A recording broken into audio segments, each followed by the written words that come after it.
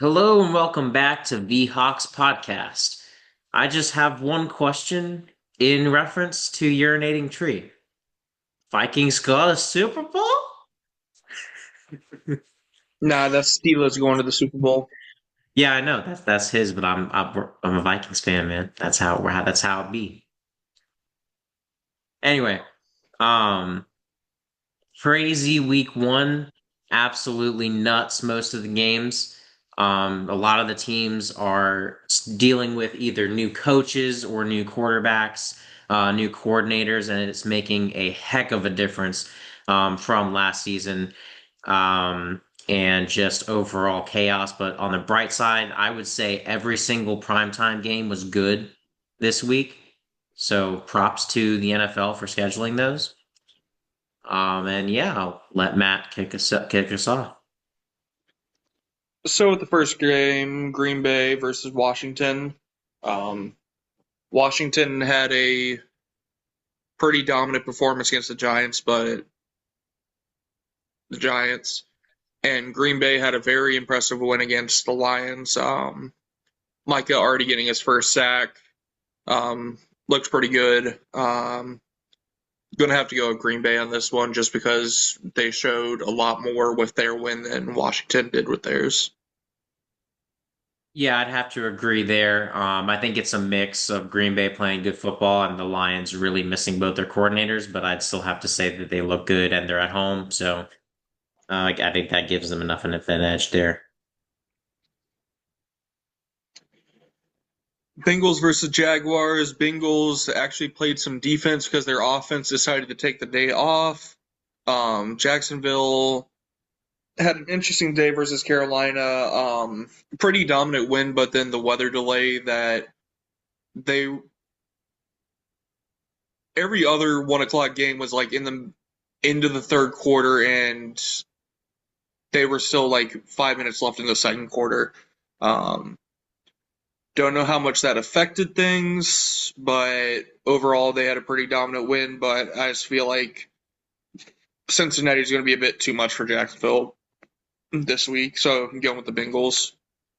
Yeah, this is an interesting game to try and predict just because the Bengals did not look good at all. Because, I mean, you're playing the Browns. Like, they're still trying to figure out all their quarterback issues. Like, they got Flacco, but just if they had a kicker, Cincinnati loses that game just like they used to all the week ones. Jacksonville looks pretty good. Uh, it's a toss up for me to be honest, but I'll go Cincinnati as well. Another home game. So. The only thing I take with the Browns game is the strength of the Browns right now is their defense, and Myles Garrett has usually had pretty good success against Joe Burrow. So I take the 17 points and give it a little bit of weight just to the strength of the Browns defense. But going on to Dallas versus New York, I see this as pretty easy. New York did not look good, and Dallas looked pretty decent. Um, if CeeDee Lamb actually knew how to catch some balls in clutch time, they probably win that game. Only issue for Dallas is Deron Bland got injured in the Monday practice. He might be out for a few weeks, but I don't think that changes enough here. I have Dallas winning pretty easily.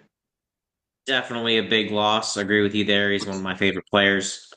He is going to make an impact with not being there, so that kind of sucks. But it's the Cowboys. We don't really like Cowboys, but still never wish injury on anybody. I'm going to take the Cowboys as well. Then Detroit versus Chicago, two NFC North teams trying to bounce back, especially against Green Bay and the Vikings in that division. Someone's going to be in a big hole at 0 and 2 and 0 and 2 in the division. Um, I just have more trust in Detroit's overall players, and I feel like Caleb Williams is a very roller coaster type player, and the way that they lost that game, I feel like that's going to push into week two, and that's just something they're going to have to find a way to get him out of. Just with every other NFC North battle game, I always root for the Meteor, unless it's the Packers. But because this is and oh, I only pick one. Give me the Lions as well. And the revenge of Ben Johnson will continue to go 0 and 2. So Then Los Angeles versus Tennessee. Kent Moore didn't look horrible. Didn't look yeah, amazing they try to either. pin that loss on him, and it really wasn't on him. That was he did fine for his first start. Yeah. It's just that team needs a lot of work. They have players, but they don't have weapons on that offense yet. It's going to take some time for Tennessee to develop. Los Angeles looked pretty dominant in that win against the Texans. I'm going with Los Angeles on this one. Tennessee, until they actually prove they can beat teams, aren't going to do much for me right now, unless it's against the Dolphins, but we'll get to them. Yeah, I think the Rams are a no-brainer. I think they're my pick to win the NFC West, barring, the Niners winning despite health concerns. So, um, still the most complete team unless Matthew Stafford gets hurt. But yeah, Tennessee Titans, they're just not there yet. But they at least look like they're better than the Will Levis era. Okay, New England versus the Dolphins. New England didn't look bad against the Raiders, just couldn't do enough to get over the bump. I have New England winning this one. I don't think there's much to say for Miami other than, hey, players don't commit domestic or don't put yourself in a place that you have allegations of domestic violence put against you. All I gotta say. Yeah, and yet what happens like every year Yeah. almost? It's just sad. Um, I don't. Did you even say your pick? I might have I said the lost it Patriots. in I the just didn't say allegations. anything Okay. about Miami. Yeah, I was gonna say yeah. I'm gonna pick against the Dolphins until they win. So give me the Patriots. San Fran versus New Orleans. San Fran didn't blow out Seattle, but they did just enough to get um by. New Orleans didn't look horrible against the Cardinals, which it's one of those things of who does that say more of? Um, Brock Purdy is most likely not playing. They said there was an update saying he was most likely not playing this Sunday, and he's going to be out. He may be out for several weeks. Kittle's already been put on injured reserve, and there's several players that were banged up in that game against Seattle. I'm actually going with the minority pick here. I'm going with the Saints just because I don't trust Mac Jones getting them enough to beat the Saints. Well then, I guess I'm gonna have to do it again. Give me the Niners. Purely because I think it's going to end the exact same way the Cardinals and Saints game goes. I think they're going to score 20 points and the Saints are going to score like 12 or 14. So I think Christian McCaffrey is going to go off. He's gonna do enough to win the game. Mac Jones is going to have a very older Jimmy Garoppolo stat line. 150 yards, 0 and 0 or 1 and 1. Something like that. If That's they my win, prediction it's for that game. sorry. If they win, it's not because Mac Jones had an amazing day. Yeah, no, it's just going to be because he takes care of the football. Yeah. That's what I'm Um. saying. He's not Yeah. going to be too integral of a part. He's going to be a reason why they don't lose. So what is actually going to be a very interesting matchup? Honestly, if they could flex week 2 games, I would have flexed this game. Buffalo at New York or the Jets. Jets or Justin Fields looked pretty good against the Steelers. Just they didn't have enough time to actually do what they needed to, and Buffalo honestly didn't look amazing until they were down 15 with 5 minutes left, and then just stormed all the way back. But overall, putting up what 41 points ain't a bad day at the office. But the Jets' offense didn't do um, much worse than that. I'm going with the Bills just because in those close games, I trust Josh Allen more than I do Justin Fields. Justin Fields looks good, but I'm not going to say the Jets are suddenly Super Bowl contenders yet, where I see that in the Bills. Glad to see that you watched Josh Allen's post game. Just have a little bit more faith next time. Love that quote. In reference to his fans walking out the stands. Taking the Bills as well. They've owned that division. I think this is a Jets come back down to earth game a little bit. As much as I love Fields, I've always been a Justin Fields fan. Trying to escape the Bears. I'm like, I hope he leaves the Bears and goes find success. I thought he did well with the Steelers. Anyway. I think that he'll probably still have a good game, and I wish him continued success, but I don't think he's going to find it against Buffalo. But this will be a lot closer of a game than we've normally seen with these Bills Jets games. Just I to think get they'll this be over they'll be with, scoring, yeah. So, but I think the Bills still win by 2 scores. just to get this game over with, Seahawks versus the Steelers. Aaron Rodgers looked good. That defense needs some work, especially what is usually seen as the strength of that team had struggles until the very end against Justin Fields. Um, Seattle, god damn it. Um, Emmanuel is hurt for the um, distant future with a high ankle injury. Reek Woolen is now worrying about his status as a starter because of his mistakes. Defense did their part later on in the game, but they couldn't come through when it mattered most. And then the offense just couldn't do anything. And then I will give the offensive line credit on one thing. The only sack they gave up was the final sack, where it was the Oh, it's a strip Bosa sack. pushing the lineman into um, or the Darnold. Darnold when he was trying to, or when he was putting his arm back to throw, and the lineman hit him, and the ball fell out. So only giving up one sack is better than the past, but that offense has a lot of work, and the defense just isn't there to carry this type of team. Um, I'm going with Pittsburgh in this one. Yeah, as much as I'd like to pick Seattle because I think that division weirdness definitely played a part in that game.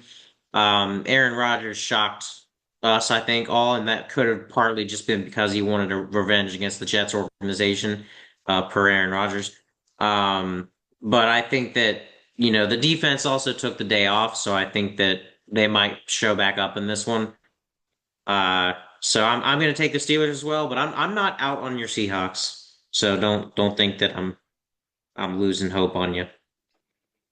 Okay, Browns versus Ravens. Browns, you kept it close.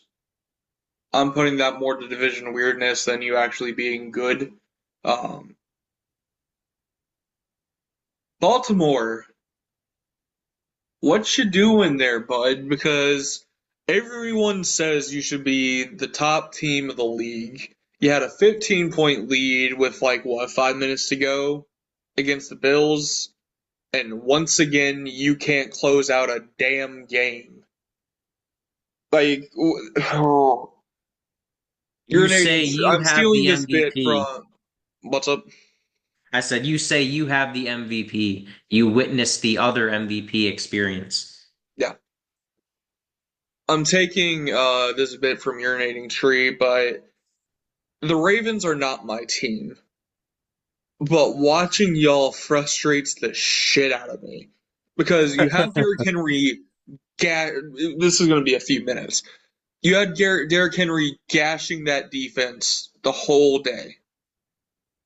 Yes, he had the fumble, but sometimes a defender makes the better play. It happens. Fourth in what? What was it? 1 to 3. I think it was three. Yeah. But fourth and 3. Either way, if you don't get it, Josh Allen's going to get a field goal. Either way, you punt it or you don't get it, the Bills are going to win that game. Put it in the hands of your star player Either to one of win you them. the game. But oh no, Lamar Jackson had a cramp or whatever was his excuse. Like, God, it's just frustrating. Sadly, I'm just going with the Ravens on this one, but watch them just pull what they did against the Raiders last year because I can honestly see it. Yeah, and this was part of the other ejection this week, other than the Eagles. This was the fan getting ejected from Buffalo for pushing Lamar Jackson. So, and D Hop. That was very interesting. I've never seen that before, so don't know why you would shove an NFL player. Uh, Funny enough, but Lamar Jackson came out and apologized after the kid apologized, but the kid like put himself in a neck brace, which, buddy, you got shoved. yeah. Hey, Now, if it was Derrick Henry, the kid wouldn't be speaking. oh no, But this was Lamar. This was Lamar. So, but yeah, no, this is a no-brainer. Give me the Ravens. I'm gonna read the rest of them if that's cool. I yeah. wanna, I wanna lead. All right, Broncos at Colts. Indiana Jones. Dun dun dun dun dun dun. Dun. He looked phenomenal. Might have been the best quarterback of the week, looking at Aaron Rodgers and Justin Herbert as your possible contenders for Not that Josh title. Allen. Just, well, of course, Josh, but like surprise quarterback, Okay, okay, okay. I guess All I right, should I'll say. give you Yeah. that. I'll give you that. Yeah, because I mean, Justin Herbert's always good, but I haven't seen him put up that stat line in a while, Specifically especially against against the a good opponent. Chiefs. Yeah, like against the Chiefs. That was the first win, what, since 2021, I think? I think that was his First time first they've beaten. time ever beating the Chiefs. Yeah, which I think the last time they did it was 2021, so that would make sense. Um, Something of that nature. But yeah, uh, crazy. Daniel Jones was amazing in that game. I think that's the type of offense that he needs as well because he has his best season with a healthy Saquon. Jonathan Taylor is a great running back in his own right, so I think he's got a good setup there. They've got a plethora of receivers to throw to. The Broncos against the Titans, they did not look good. Nope. A lot of Broncos fans stopped believing in that one, I believe. And you know what? Give me the Colts to repeat it again. I think that that type of success is not duplicable in terms of how badly they beat their opponent, but I think they can win again. I think they do it. I think Denver's still sleeping a little bit.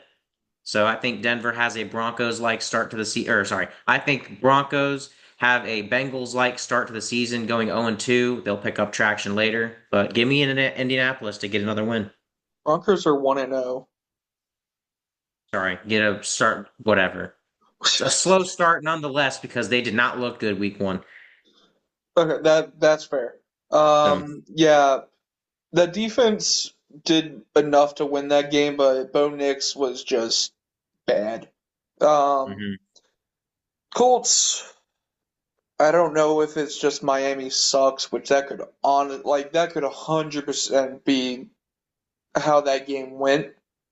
Hmm. But I just feel like with that type of performance from Denver, I just have more confidence in the Colts right now than watch they'll get absolutely killed this weekend because Daniel Jones throws 4 interceptions against that secondary.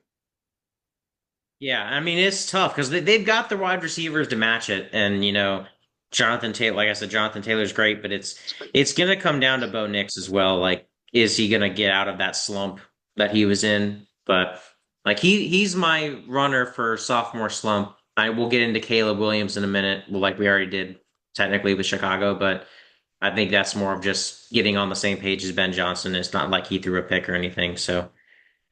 I think Bo Nix is right now the sophomore sleeper or the sophomore slump watch, I Well, would say. just to ask a question, normally a sophomore slump is you do worse than your first year. Caleb Williams was already not good last year, so can it really That's be a true. sophomore slump? Yeah, no, you're right. Then yeah, he's the only one in the running then. Okay. Yeah. Okay, next up we've got the Panthers taking on the Cardinals. I have not seen enough in the Panthers to make me believe in them as much as I'd like to, so give me the Cardinals. Enough said. Same. Okay.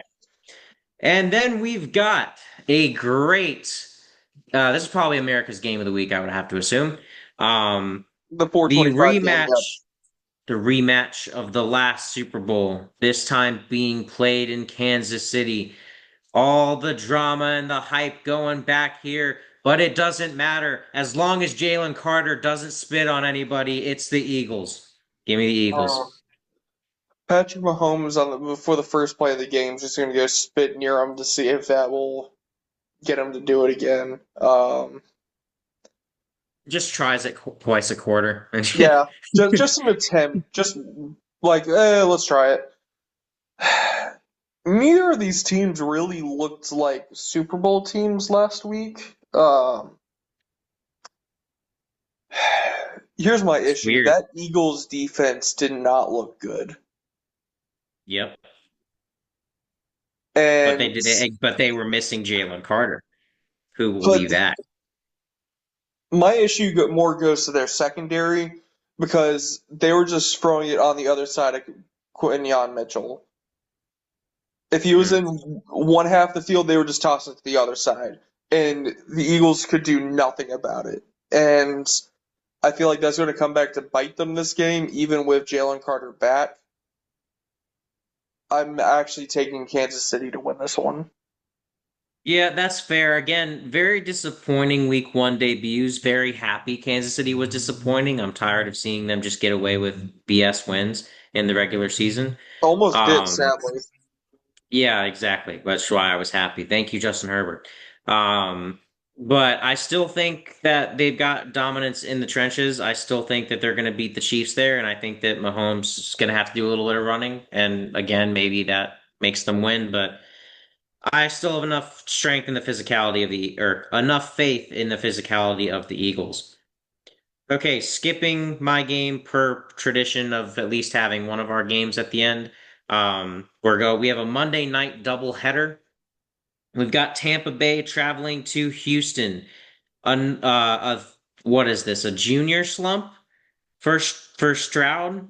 Uh, Well, man, he that didn't do was. that great last year either, so But they still looked like a decent team. Like obviously they made the playoffs, but they won. I don't know. He just didn't play amazing football like he did his first year, but he played decent enough. I think he's gotten worse. It could just be the Rams defense. I'm not sure, but either way, Emeka Ibuka, most ready NFL receiver in the draft. I'd have to agree with that so far. They look good. I don't see them having any issue with the Texans on the road, so we'll see how it goes. But give me the Bucks. Texans, this is what happens when you just trade away your offensive line. Yeah, the Bucks didn't look amazing in their win against the Falcons, but I'll toss that up to division weirdness where most division games just stay close just because eh. Um, Yep. so I'm going with the Buccaneers, and I think this is gonna be you're gonna be waiting for this next game to start already. There we go. Then we've got the Chargers and the Raiders, two improved teams. I think nobody would deny that from last year. We got the rookie got a touchdown. Ashton Jeanty, love seeing that. Like I said, Justin Herbert put on a clinic against the Chiefs. I got to roll with the hot hand and go with Justin Herbert, but I would not be surprised if Max Crosby makes him have a terrible day and Gino's able to lead them to a close win. But I'm gonna ride the hot hand and go with the Chargers. Yeah, the Raiders didn't. They beat the Patriots, but didn't really do it in a dominant fashion. The Chargers did it against a much better team than the Raiders beat. So right now, I just have to put more faith in the Chargers, and I have a bit more faith in Justin Herbert than Geno Smith. That might be unfounded, but I don't see why you would have any inclination towards either of those quarterbacks. So, but all right. Anyway, then you've got the Dirty Birds taking on what Tom Grossi calls the purple incarnation of Satan, otherwise the undefeated Minnesota Vikings. Okay. Um. So apparently, JJ McCarthy needed 3 quarters to get adjusted to NFL play, and then just decides, wait a minute, I'm also from Michigan. I can be clutch, and then just decides to have 3 back-to-back drives right after the pick six, mind you. All touchdown drives, outscoring the Bears 21-7. The 7 was honestly really like a against the prevent defense, so pretty much a garbage time touchdown. But nonetheless, the offense was clicking. Jordan Mason, one of the most underrated signings of the offseason. He was the reason we were able to get it going. We needed a bigger back to take some pressure off because Aaron Jones was getting absolutely stuffed whenever he was trying to run the ball. But Mason powering through. Love to see it. Physical football. Hargrave, 2 sacks. I was so happy to see an interior pass rush for once. It's been I don't even know how long it's been since I've seen an interior rusher get home. That was just beauty to my eyes. And I will say, JJ McCarthy broke a few records there. He was the first NFL quarterback to make his first NFL start on Monday night and score 3 touchdowns in the fourth quarter. He also is only the fourth quarterback to win when their first start is on Monday night. Uh, there's a couple other ones in there, but basically, like JJ McCarthy defied a ton of odds, including not having one of your best wide receivers, the main one you worked in camp, because Jefferson had that hamstring issue. Your center has to go out for a couple plays, so you're without him. You've got the play calling. You're on the road against a divisional opponent. Just a lot of things going against you. You're in front of all your family and friends. First NFL start, like there's just a lot of chips against you, and yet defense shows up when you need it most. Kept us in the game, and JJ McCarthy decides, all right, you know what? Where else would you rather be? Love that quote, and just comes out and wins the game. As a Vikings fan, I'm pretty fired up. I'm hoping that he builds on that fourth quarter and just keeps playing well. Hopefully that those 3 quarters were enough of like the wake up call, get used to the speed. But with that said, I'm going to take Minnesota. I usually don't like picking my team too much, but I'm gonna go for it. I think they look wasn't good. I the think I think the Falcons were pretty decent in their showing. I think Penix is going to be good, and I think Bijan Robinson again, you have better receiving day than a rushing day, so he'll probably switch that up against us. Maybe have like a half and half, but um, I think home field advantage for us. First home opener.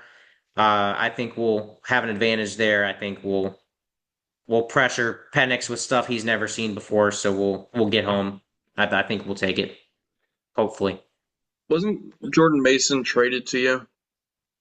Yeah, I said acquisitions. I thought you said Or- signed, but okay. Oh, if I Um, said signing, I meant acquisition. But yeah, we traded Ed Ingram, the worst offensive lineman to ever exist, for Jordan Mason, essentially, because we used the pick we got for Ingram for Mason.